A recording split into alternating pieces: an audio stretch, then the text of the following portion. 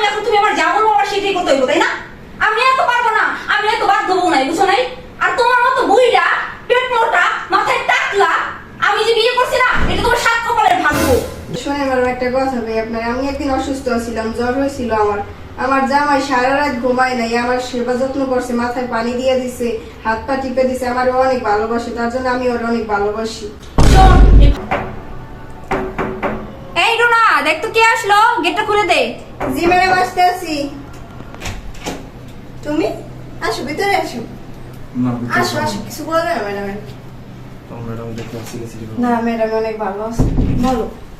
আসলে হচ্ছে কি আমার পকেট না একদম খালি হয়ে গেছে, টাকা তুমি আমার কাছে একটা টাকা।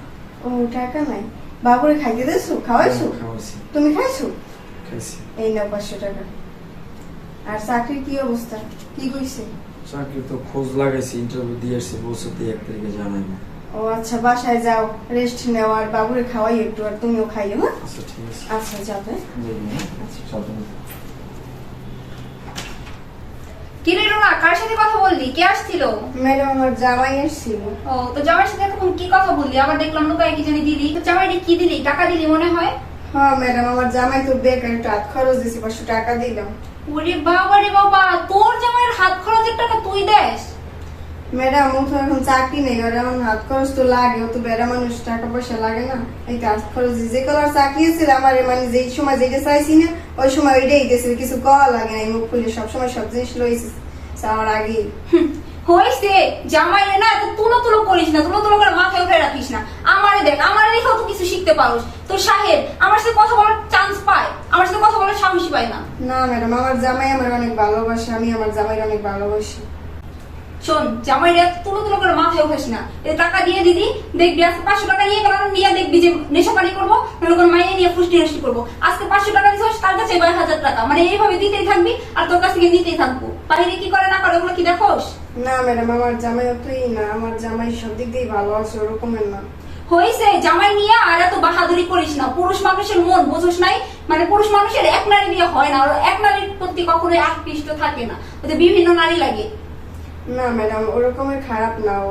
না ম্যাডাম, ও ওরকমের না, ও ভালো আছে, ও নেশা পানি কোনো সময়ই করে না, আর 10 বছর যাবত সংসার করে, আর আমি ভালো মতোই চিনি ম্যাডাম।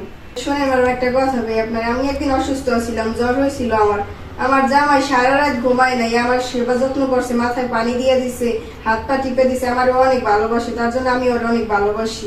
শোন, এই ভালোবাসা না সারা জীবন থাকে না, আমার দেখে শিখ। আমি তো স্যারে কিভাবে টাইট দিয়ে রাখি, পুরুষ মানুষরা না টাইট না দিয়ে রাখলে তারা কখনো সোজা থাকে না। এরকম ঢিলা দিয়ে রয়েছিস না, কবে জানি দেখবি যে পাশে লাথি দিয়ে চলে গেছে। সারাদিন কাজ করি আপনার বাসায়, কত পরিশ্রম করি, বাসায় যাই, এরপরে তো মনে করেন আমরা একসাথে খাই লই, গরিব মানুষ কি করবো, যে রকমের হয় ওই রকমেরই খাই লই, খাইয়া লইয়া ঘুমাই, আমার মধ্যে কোনো কাজে ঝগড়া নাই। আর আপনাদের মধ্যে তো সারাদিন কাজে ঝগড়া করতে থাকে, আমরা তো এরকম কাজে ঝগড়া করি না, এরপরে শান্তি আছে, গরিব হইলেও শান্তি আছে আমার। হইছে, তোর বক করা বন্ধ হয়েছে, একবার যা যা আমার চোখের সামনে থেকে যা। আসলে মায়ের ঠিক কথাই বলছে, আমাদের সব কিছুই আছে কিন্তু আমাদের মধ্যে ভালোবাসাটা নাই। আমি ওরে সবসময় ভুল বুঝি, বেশি টাইট দিতে গেছি। না, এখন থেকে এরকম করা চলবো না।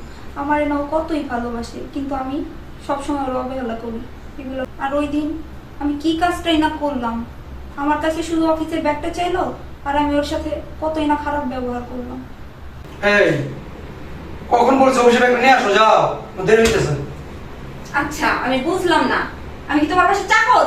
আমার কি বাদ দিয়ে আসি রাখছো? দেখতেছো আমি ফোন টিপতেছি, আমার ফোন টিপাটা ইম্পর্টেন্ট। আর তোমার ব্যাগ আমি কিসের জন্য এনে দিব? তুমি নিয়ে আসতে পারো না? আমি তোমার স্বামী, আমি তোকে বলছি অফিসের ব্যাগটা নিয়ে আসো।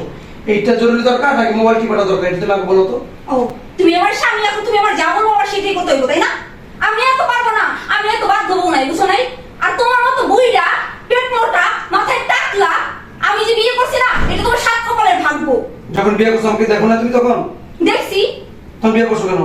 বসছি, এটাই তো আমার ভুল হয়েছে। তোমার মতো বুইড়া রেখে দিকে আমি বিয়ে করছি। আমার পিছনে জানো কত ছেলেরা লাইন ধরে দাঁড়ায় থাকতো, আমি কোনো পাত্তা দিতাম না। আমি যে কি দেখে তোমার মতো বুইড়া খাটাসে বিয়ে করছি, মানে আমি ভাবতে পারি না। নিজের কাছে নিজের কেমন জানি লাগে।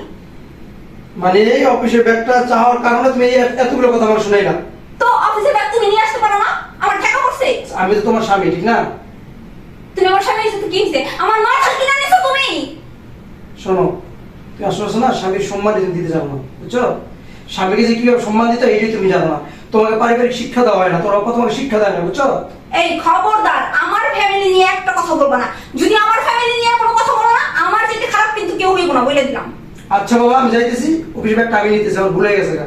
যাও, আমার চোখের সামনে দূর হও, যত সব ঝামেলা আসে। আর শোনো, একটা কথা সব সব বলে রাখতেছি, আমারে কোনো সময় ডিস্টার্ব করবে না। আমি যখন যা করি তখন তাই করতে দিবা। আমার কাজের সময় তুমি এসে নাক গলাইবে না, আর আমার কোনো কিছু হুকুম করবে না, কারণ আমি তোমার বাড়ির বান্দিও না, দাসীও না, বোঝো নাই? তোমারটা তুমি নিবা, যাও। আসছে আমার অফিসের ব্যাগটাই না দাও না, আমি মনে হয় ওনার বাসার দাসী বান্দি হয়ে পড়ছি, যত সব।